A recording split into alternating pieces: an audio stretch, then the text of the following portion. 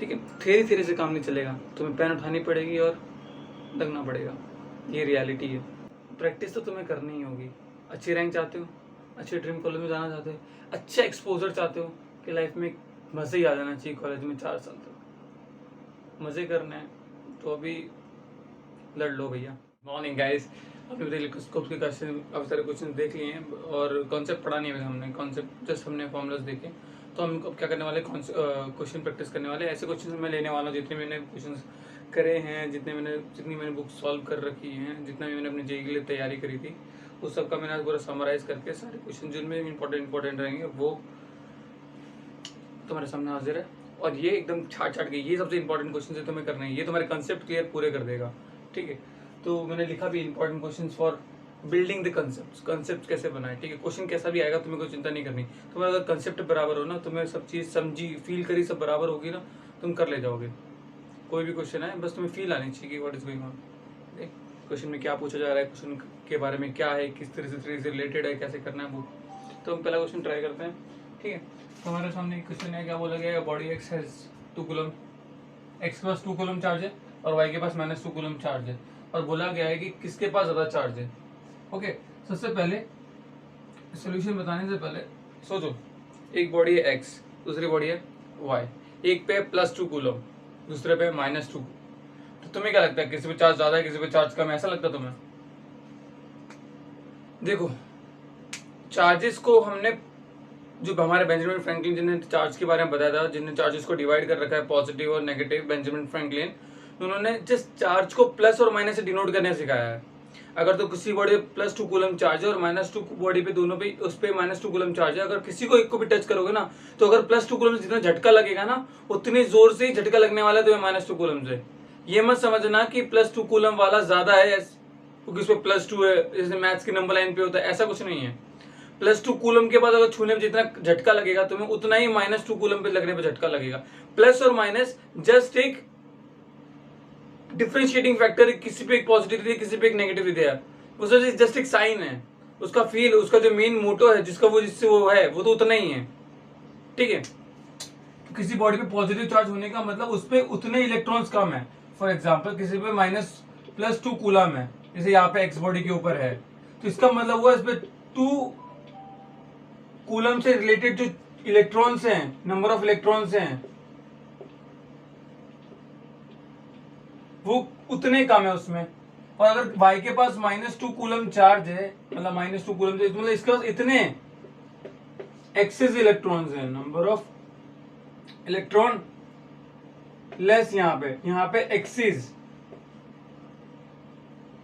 ठीक है, तो तुम्हें ये बात समझ लेना कि जिस तरह से नंबर लाइन पे हम सोचते हैं मैथमेटिक्स में, वैसा नहीं होता है। अगर किसी बॉडी पे +2 कूलम चार्ज है, किसी बॉडी पे +2 कूलम चार्ज है, किसी बॉडी में -2 कूलम चार्ज है, तो इसका मतलब ये नहीं होता है कि उस पे ज्यादा है उस पे कम है, दोनों पे ही अगर +2 कूलम चार्ज है तो मतलब उतनी जोर से दोनों से झटका लगने वाला है। ठीक है, माइनस और प्लस जस्ट एक साइन है, माइनस और प्लस है जस्ट एक साइन है। तो चलो नेक्स्ट सेकंड क्वेश्चन करते हैं। सेकंड क्वेश्चन में क्या बोला गया कि if a body has a positive charge, किसी बॉडी पे पॉजिटिव चार्ज दिया गया है, then does that means that it gain a proton or a loss a electron। ठीक है, तो सबसे पहले हमें सीखना पड़ेगा कि कोई भी बॉडी जो नेचुरली बॉर्न होती है, जब नेचुरली वो चीज़ बनी, तो अगर कोई बॉडी नेचुरल से, फॉर एग्जांपल ये मार्कर ले लो, ये नेचुरल बॉडी है, जो होता है वो क्या होता है, न्यूट्रल होता है। क्या होता है?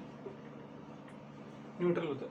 ओके, तो न्यूट्रल होता है तो मतलब इस पे इक्वल नंबर ऑफ प्रोटॉन्स होते हैं प्लस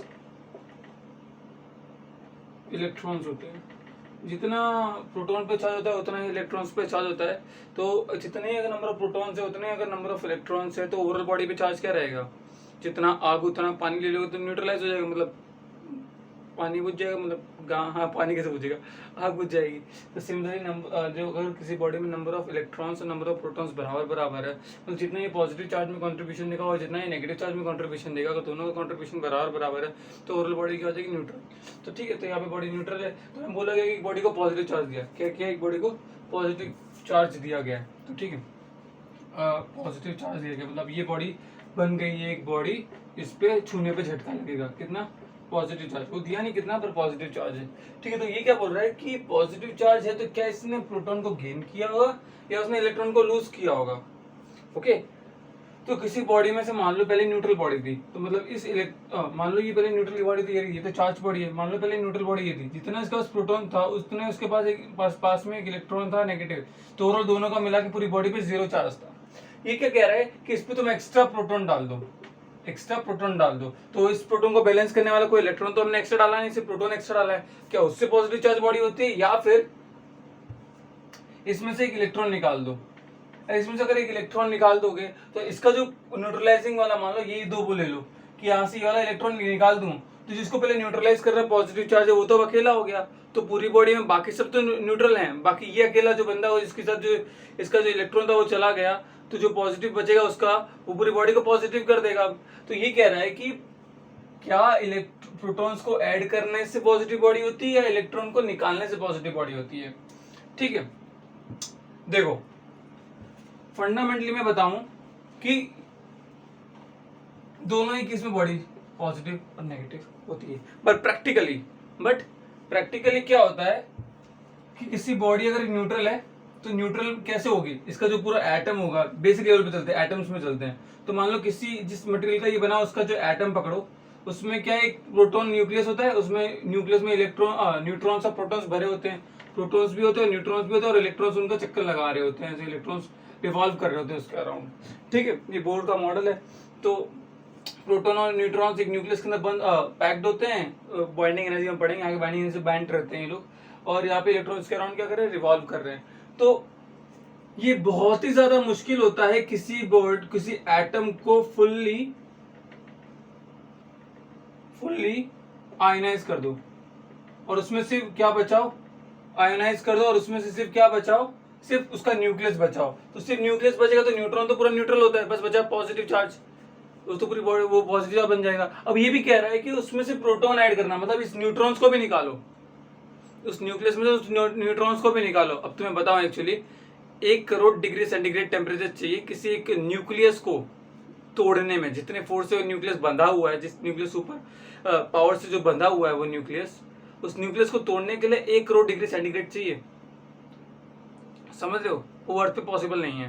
तो ये प्रैक्टिकली पॉसिबल नहीं है, तो हम किसी बॉडी पे प्रैक्टिकली अर्थ पे या कहीं भी, हाँ मतलब सन पे हो सकता है, हाँ थोड़ा सा शायद सरफेस टेम्परेचर भी इसका उतना नहीं है। ठीक है, तो मतलब न्यूक्लियस तोड़ना बहुत ही ज्यादा हार्ड होता है। ठीक है, और ऊपर से बड़े बड़े एटम्स का तो और मुश्किल होता है। ठीक है, तो ठीक है, तो मैं बता रहा था कि उसको फुल्ली आयनाइज करने में बहुत ज्यादा पावर लगेगी, तो practically it is not possible to remove an proton from a nucleus और उस प्रोटॉन का यूज करके किसी बॉडी को पॉजिटिव चार्ज करने के लिए, ये प्रैक्टिकली बिल्कुल पॉसिबल नहीं है। हम एक चीज कर सकते हैं, देखा ये न्यूक्लियस, उसके बाहर एक इलेक्ट्रॉन रिवॉल्व कर रहा है, इस इलेक्ट्रॉन ने इस प्रोटॉन की पावर को न्यूट्रलाइज कर रखा है। क्या अगर मैं इसमें से इलेक्ट्रॉन निकलवा दूं तो क्या बचेगा, ये ऑर्बिट ही नहीं बचेगा, अब तो ये ऑर्बिट गायब, क्या बचेगा सिर्फ पॉजिटिव न्यूट्रॉन्स। तो ये तो हम पहले कर रहे थे और फिर बाद में हम न्यूट्रॉन भी निकाल रहे थे क्योंकि हमें सिर्फ प्रोटॉन चाहिए था, अब हम वो नहीं कर रहे, हमें तो पॉजिटिव चार्ज से मतलब है ना, चलो पॉजिटिव चार्ज आ गया और इलेक्ट्रॉन्स भी निकाल दिया। तो अगर ये प्रैक्टिकली पॉसिबल है किसी इलेक्ट्रॉन को रिमूव करना, और अगर किसी इलेक्ट्रॉन को रिमूव कर दोगे तो जो उसका न्यूट्रलाइजिंग करने वाला जो प्रोटॉन था वो तो निकला ही नहीं, सिर्फ इलेक्ट्रॉन निकला, तो पूरी बॉडी को पॉजिटिव चार्ज कर देगा। तो मतलब किसी बॉडी को अगर पॉजिटिव चार्ज करना है तो हम प्रैक्टिकली क्या करते हैं, इलेक्ट्रॉन्स को उसमें से निकाल देते हैं। तो बस हमारे पास एक न्यूक्लियस जिसमें प्रोटॉन्स और न्यूट्रॉन्स है, न्यूट्रॉन्स का कोई चार्ज नहीं था, बचा प्रोटॉन का जो चार्ज आता है वो ओवरऑल चार्ज आएगा बॉडी का। ठीक है, बस नेक्स्ट क्वेश्चन पे करेंगे हम, चलते हैं।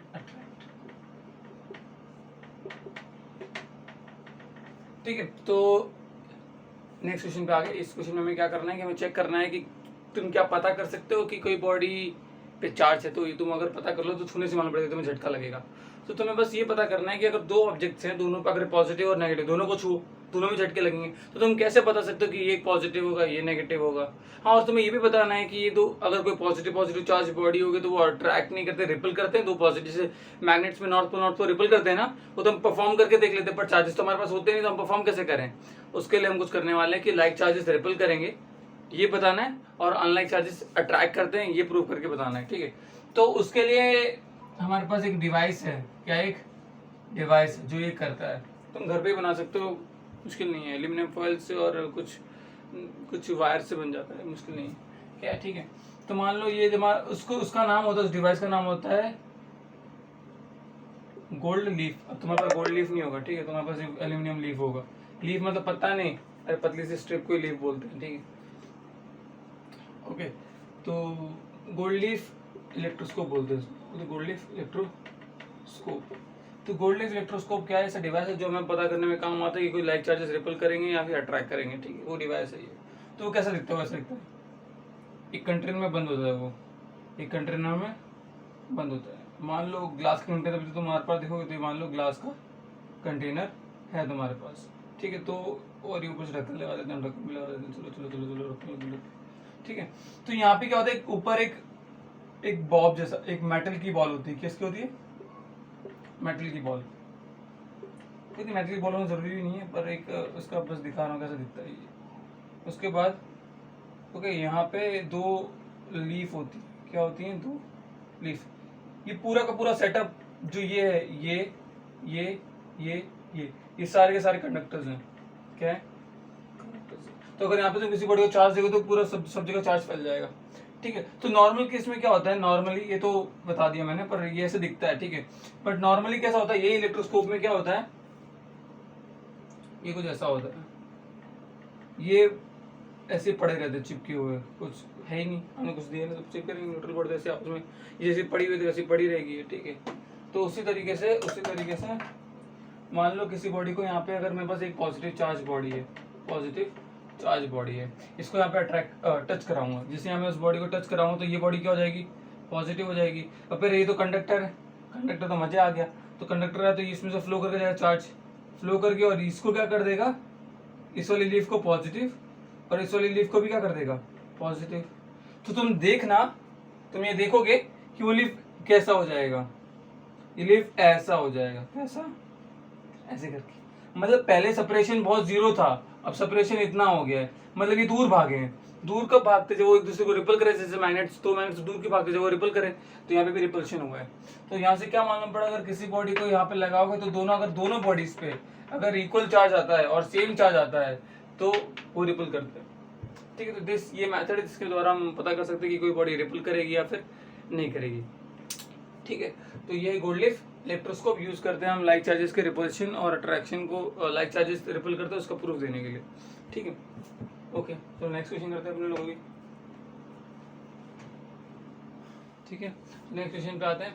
ये सारे हम क्वेश्चन किस लिए कर रहे हैं? हम हमारा कॉन्सेप्ट क्लियर हो जाए, हम कैसे सोचते हैं, हम फील अच्छी तरह सोचे और हमें सही से विजुलाइज हो, ठीक है, तो इसलिए हम करते हैं, ठीक है। तो सबसे पहले हम क्या बोला गया कि what will happen if a leaf of the electroscope is positively charge. बोला गया कि इस बॉडी इज नियर, अच्छा ठीक है, मेरे को क्या बोला कि इलेक्ट्रोस्कोप है, उसके पास एक पॉजिटिवली चार्ज बॉडी लेके आ रहा हूँ। सबसे पहला जो इलेक्ट्रोस्कोप है वो अनचार्ज है, जो इलेक्ट्रोस्कोप है वो अनचार्ज, हमने थोड़ी देर पहले देखा। तो अगर एक अनचार्ज इलेक्ट्रोस्कोप में पूरा सिस्टम नहीं बना रहा, सिर्फ अंदर का सिस्टम बना रहा, ठीक है, जो कैसे होता है। पहले तो बॉडी कैसे होगी? ऐसे करके ऐसे होगी न्यूट्रल केस में, या फिर अनचार्ज केस में ऐसा रहेगा। ऊपर उसके बाद अगर इस पे पॉजिटिव बॉडी टच कराऊंगा तो क्या होगा? ये दोनों पे लाइक चार्जेस, दोनों पे पॉजिटिव आएंगे क्योंकि कंडक्टर है ये, ओके। तो ये जितना चार्ज होगा उतना सब जगह फैल जाएगा, तो इस पे पॉजिटिव फैलेगा, इस पे पॉजिटिव फैलेगा, तो ये दो क्या कर जाएंगे? आपस में रिपल कर जाएंगे, तो इधर पॉजिटिव हो जाएगा, इधर पॉजिटिव। इसमें होगा क्या? इस वाले केस में क्या होगा? वो सेपरेट क्या हो जाएगा? इसमें ये दूर चले जाएंगे। पहले वाले केस में क्या हो जाएगा? ये दूर चले जाएंगे। सेकंड केस बोला है कि पॉजिटिव चार्ज इलेक्ट्रोस्कोप, मतलब मेरे पास जो इलेक्ट्रोस्कोप है इस वाले केस के लिए, जो मेरे पास इलेक्ट्रोस्कोप है वो पहले से चार्ज है, मतलब ये पहले से ऐसे करके चार्ज है, ये पॉजिटिव इस पे पहले से चार्ज है ये। अब ये चार्ज है तो अब मैं इसको और पॉजिटिव चार्ज से इसमें ऐड करूंगा तो क्या ये दूर जाएंगे कि वापस कुछ होगा और कुछ होगा? सबसे पहले बात, ये पहले से पॉजिटिव चार्ज है तो इसको और पॉजिटिव देंगे तो क्या होगा? ये आपस में और ज्यादा, बाद में और ज्यादा रिपल्शन हो जाएगा। मान लो पहले इनके बीच में डिस्टेंस D1 थी, तो अब इसकी डिस्टेंस क्या होगी? D2। अब D2 बड़ा है D1 से, मतलब बाद की जो दूरी होगी, बाद में जो दूरी दोनों के बीच में होगी वो ज्यादा होगी, बाद में जो दूरी होगी वो ज्यादा होगी पहले वाली दूरी से, ठीक है। ये हो गया सेकंड वाले केस के लिए। अब बोला गया कि ये सबसे ज्यादा इंटरेस्टिंग चीज है कि नेगेटिव चार्ज इलेक्ट्रोस्कोप होगा। क्या होगा? एक नेगेटिव चार्ज इलेक्ट्रोस्कोप। मान लो ये इलेक्ट्रोस्कोप बना रहा हूँ, ये पहले से रिपल्ड होंगे। क्यों रिपल्ड होंगे? क्योंकि ये इलेक्ट्रोस्कोप पहले से नेगेटिवली चार्ज है, तो लाइक चार्ज रिपल करते हो तो पहले से इस केस में होगा। फिर इससे मैं एक पॉजिटिव चार्ज बॉडी टच कराऊंगा तो चार्ज इसको तरफ फैलेगा। तो पहले क्या होगा, पहले ऐसा कुछ होगा कि ये जाएगा धीरे धीरे धीरे धीरे, इसको सबसे पहले हम क्या दिया, पॉजिटिव दिए, फिर हमने इसको क्या दिया, पॉजिटिव चार्ज, ये तो है नेगेटिव, तो पहले इसके चार्ज जितना पॉजिटिव उसको ही न्यूट्रलाइज करेगा। जो गिवन पॉजिटिव चार्ज होगा वो पॉजिटिव चार्ज कुछ इनके नेगेटिव चार्ज को क्या करेगा, रिपल करेगा। मतलब अमाउंट ऑफ चार्ज इन दोनों पे लीव होगी वो कम होती जाएगी, क्योंकि पॉजिटिव उसको न्यूट्रलाइज करता जाएगा। तो क्या वो इस पे चार्जेस कम होना शुरू नहीं हो जाएंगे? अगर चार्जेस कम होना शुरू हो जाएंगे तो ये दूरी ना रहते हुए ज्यादा वो और पास नहीं आने लग जाएगा, कम दूरी नहीं हो जाएगी, कुछ देर बाद और कम दूरी, कुछ देर बाद होगा जितना इस पे नेगेटिव चार्ज पहले से ही था इलेक्ट्रोस्कोप पे, उतने अगर मैं पॉजिटिव दे दूंगा तो ये पहले बाद में क्या नहीं हो जाएगा, ये बाद में एकदम न्यूट्रल हो जाएगा, जो यहाँ पे है न्यूट्रल जैसा हो जाएगा। फिर इसका तुम और पॉजिटिव दो, गिव मोर पॉजिटिव, तो गिव मोर पॉजिटिव। अगर उसमें तुम और पॉजिटिव दोगे तो क्या होगा, अगर उसमें और पॉजिटिव तुम दोगे तो ये वापस से इसकी तरह केस आ जाएगा, इसकी तरह चलेगा। वो ये इलेक्ट्रोस्कोप बनाऊंगा, पहले जो न्यूट्रल बॉडी जैसा था, अब इसको मैंने चार्ज किया तो पॉजिटिव और दिया, तो ये क्या हो जाएगा, वही इलेक्ट्रोस्कोप पहले न्यूट्रल था वो दूर होना शुरू हो जाएगा, फर्स्ट वाले केस की तरह जो यहाँ था। तो ऐसा होगा, पहले नेगेटिव था, फिर जाएगा न्यूट्रल होगा, बाद में जाके पॉजिटिव होगा। सबसे पहले रिपल करेगा, फिर धीरे धीरे रिपल्शन कम होकर जीरो हो जाएगा, फिर वापस से रिपल्शन होना शुरू हो जाएगा। ये नेगेटिव चार्ज बॉडी के साथ होगा। अगर नेगेटिव इलेक्ट्रोस्कोप है उसको हम पॉजिटिव चार्ज बाहर से दे रहे हैं, तो ऐसा कुछ। ठीक है, चलते नेक्स्ट क्वेश्चन करते हैं।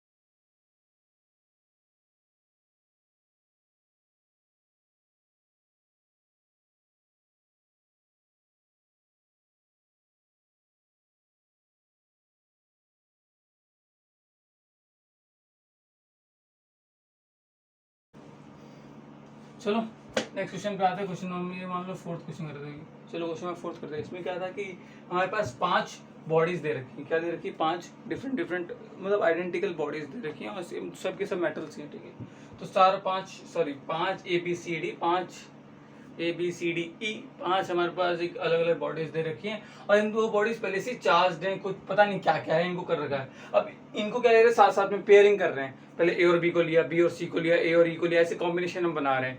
तो अगर हमने ऐसा कॉम्बिनेशन बनाया तो हमने एक चीज देखी, अगर मैं B और C को लूँ, B और C को लूँ, इन दोनों को लूँ मैं, तो ये आपस में रिपल्शन दिखा रहे हैं, ये दो रिपल्शन दिखा रहे हैं। D और E को लूँ तो ये भी आपस में रिपल्शन दिखा रहे हैं। फिर उसके बाद हमने A और B को लिया तो ये आपस में अट्रैक्शन दिखा रहे हैं। इन दोनों को लिया तो भी अट्रैक्शन दिखा रहे हैं, और इन दोनों को लिया A और E को तो ये भी अट्रैक्शन दिखा रहे हैं। मैंने यहाँ लिख रखा है किस तरह से फॉलो कर रहे हैं। तो मैं बोला कि ये का चार्ज क्या होगा। देखो ये बात हमें समझनी होगी जो मैं बोर्ड पर लिखी कि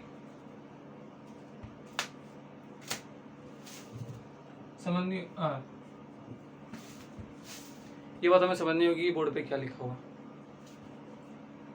ये बात समझनी पड़ेगी कि बोर्ड पे जो मैं लिख रहा हूँ वो बहुत इंपॉर्टेंट है। ठीक है, तो सबसे पहला कि neutral body and charged body, neutral body and charge body हमेशा अट्रैक्ट करेंगे। यहाँ लिख देता हूँ always attract. Second, opposite charged body, same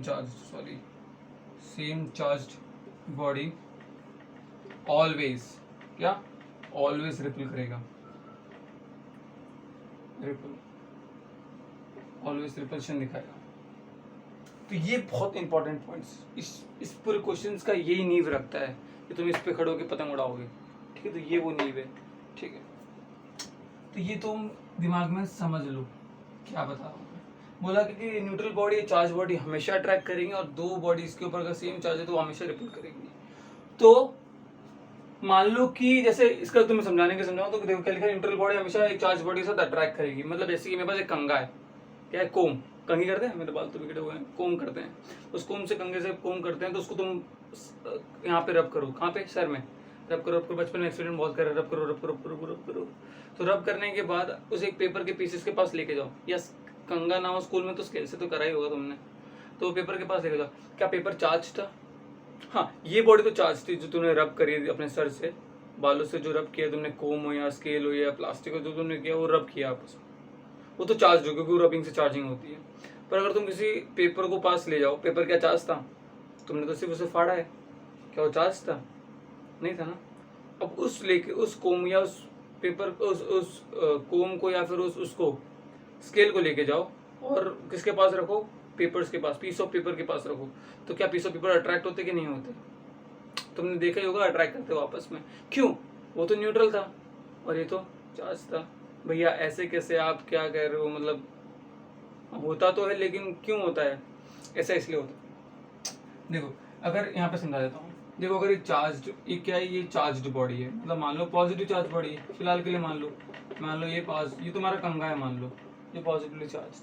उसके बाद तुम दूसरे किसी ऑब्जेक्ट के पास लेके जाओ, वो न्यूट्रल था। क्या था? न्यूट्रल। अब किसी चार्ज बॉडी के पास अगर तुम न्यूट्रल बॉडी लेके जाओगे तो वो क्या करेगा? ये पॉजिटिव बॉडी, इसके पास जो सारे प्रोटॉन सारे इलेक्ट्रॉन्स तो हैं ही, तो ये पॉजिटिव चार्ज सारे इलेक्ट्रॉन्स को अपनी तरफ नहीं खींचने की ट्राई करेगा, सारे उसके भी इलेक्ट्रॉन्स मेरे पास आ जाए, क्योंकि वो तो इसका इलेक्ट्रॉन्स की तो कमी है ना, न्यूट्रल बनना चाहता है ये। तो क्या करेगा? ये इसके इलेक्ट्रॉन्स को अपनी तरफ खींचने बॉडी को ट्राई करेगा, ऐसा करके। बाकी प्रोटॉन्स तो मूव नहीं करें, इलेक्ट्रॉन्स इस तरफ आ गए तो वहां पे ऐसे भी एक न्यूक्लियस बचा रहेगा, तो उनका क्या है?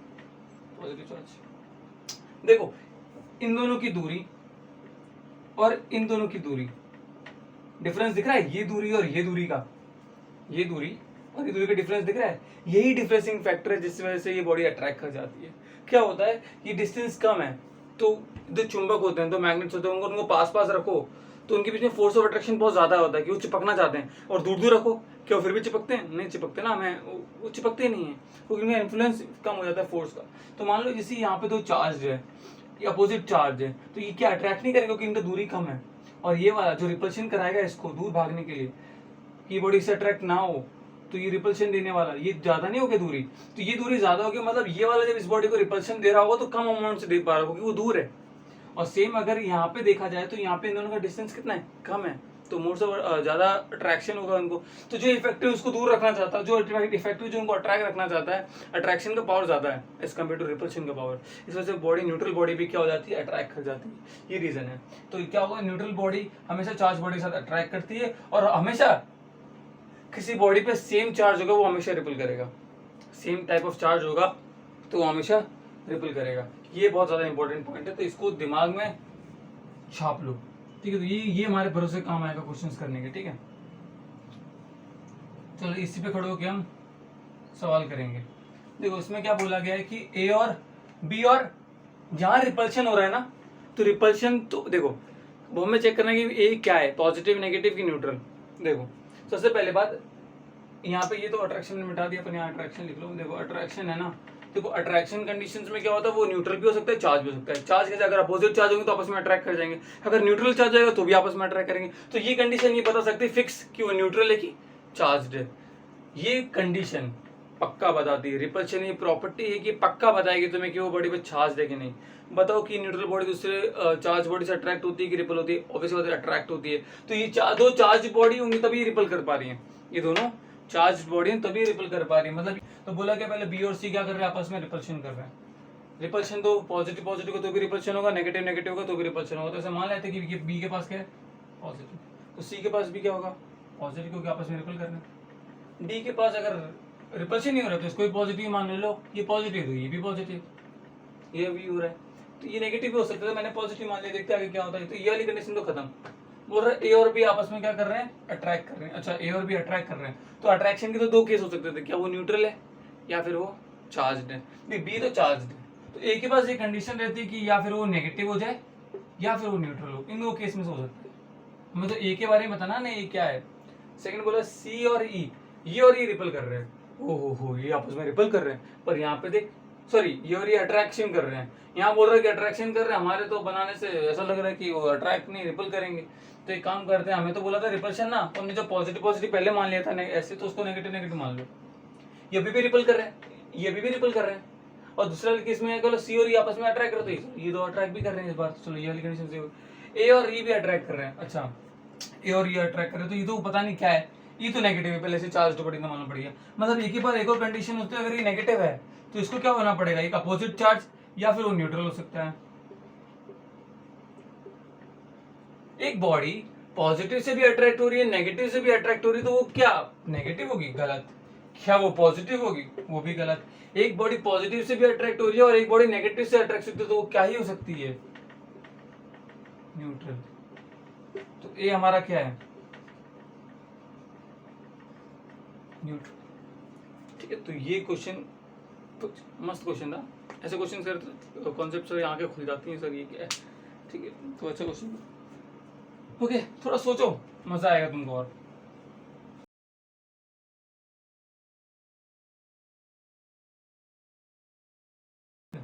हमें क्वेश्चंस करना है, प्रैक्टिस ज़्यादा करनी है ताकि हम छोड़ सकें, क्योंकि प्रैक्टिस से तुम्हारे कॉन्सेप्ट क्लियर होंगे।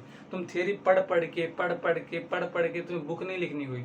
बुक विदाउट अ क्वेश्चन एकदम बेकार होती है। जैसे बुक विदाउट अ पिक्चर एक बेकार है, ऐसे ही फिजिक्स से जेई के नीट की बुक्स विदाउट क्वेश्चन एक बेकार चीज़ है। तो समझ लो, आज नहीं तो कल तुम्हें क्वेश्चन बैठ के करने ही पड़ेंगे। उस फॉर्मूले को याद करने का क्या ही मतलब जब तुम उस पर क्वेश्चन ना कर पा रहे हो। वो इक्वेशंस क्यों बनी थी, रिजल्ट्स क्यों आए थे? एक्सपेरिमेंटली वो प्रूव करने के लिए हमने रिजल्ट बनाया कि ऐसा होता है कि नहीं होता है, समझे? तो प्रैक्टिस तो तुम्हें करनी ही होगी। अच्छी रैंक चाहते हो, अच्छे ड्रीम कॉलेज में जाना चाहते हो, अच्छा एक्सपोजर चाहते हो कि लाइफ में मज़े ही आ जाना चाहिए कॉलेज में 4 साल तक, मज़े करना है, तो अभी लड़ लो भैया। ठीक है, धीरे से काम नहीं चलेगा, तुम्हें पेन उठानी पड़ेगी और लगना पड़ेगा, ये रियलिटी है। तुम आखिरी दिन भी डेरिवेशन कुछ नहीं करोगे तो आखिरी दिन डेरिवेशन तो लिख लिख के याद करोगे ना। क्यों ना आज से करना शुरू करते हैं, कल करे सो आज कर, आज करे सो अब, आगे का मुझे आता नहीं है, पढ़ लो थोड़ा, चलो ठीक है। तो वही मैं तुम्हारी हेल्प करने के लिए आया, तो तुम क्या करो, जम के मेरे प्रैक्टिस नहीं कर पा रहे तो मेरी वीडियोस देख के प्रैक्टिस करो। प्रैक्टिस करना ज़्यादा इंपॉर्टेंट है। थियरीज पढ़ो, कॉन्सेप्ट क्लियर हो, सब करो। उसके बाद तुम्हें कम से कम एक चैप्टर पे 100 क्वेश्चन तो करने ही करने हैं। ठीक है, ये तो मैं बहुत इंपॉर्टेंट क्वेश्चन जो तुम्हारे कॉन्सेप्ट क्लियर करा दे अच्छे से, और क्योंकि मैं पढ़ाने नहीं बैठने वाला, क्योंकि पढ़ाने बैठूंगा तो फिर क्वेश्चन रह जाएंगे, क्वेश्चन करना चाहूँगा तो पढ़ाना रह जाएगा। तो मैं क्या कर रहा हूँ, ऐसा करूँ कि ऐसे क्वेश्चन निकाल रहा हूँ सारे अपने जेई मटेरियल से, कि तुम्हें ऐसे क्वेश्चन पिक करके तो तुम्हारे कॉन्सेप्ट भी बताते जाऊँ साथ में, तुम्हारे क्वेश्चन भी होते जाए। ठीक है, Have a तो good day करना है, and दबा के bye. करना है। ओके।